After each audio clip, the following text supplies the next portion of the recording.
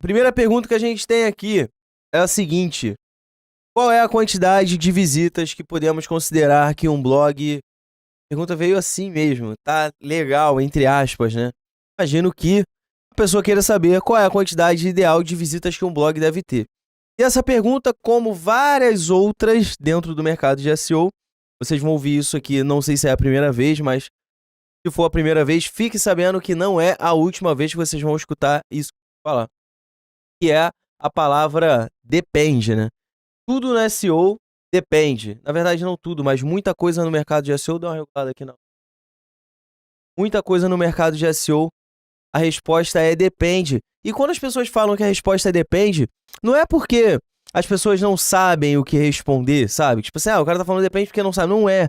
É porque depende realmente de uma série de fatores. E o principal fator que determina isso, o tempo que vai posicionar, uma quantidade de visitas se é boa ou não, é a concorrência. Então, a gente precisa de mais informações para poder responder com mais assertividade. Então, por isso que escuta-se muito dentro do mercado de SEO, depende. Se você entregar todos os parâmetros necessários, você pode ter certeza que a pessoa capacitada não vai falar depende, vai te dar a resposta certa.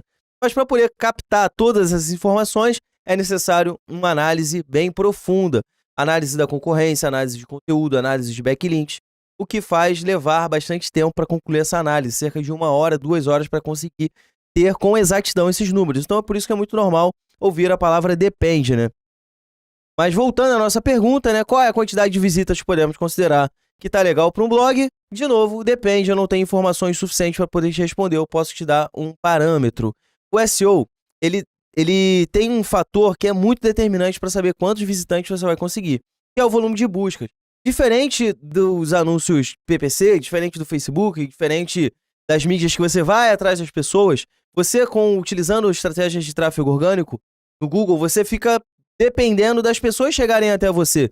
Então, existem muitas palavras que elas não têm muitas buscas, tá? Por exemplo, se eu procurar aqui no Google agora, para saber quantas pesquisas tem para o termo iPhone, eu vou ter algumas centenas de milhares. Se eu procurar, por exemplo, como funciona o sistema digestivo das formigas, eu vou ter uma quantidade muito menor de visitantes. Então, se o seu blog é um blog que fala sobre o sistema digestivo das formigas, óbvio que isso é um exemplo hipotético, você, evidentemente, vai ter menos visitas do que se estivesse falando de iPhone.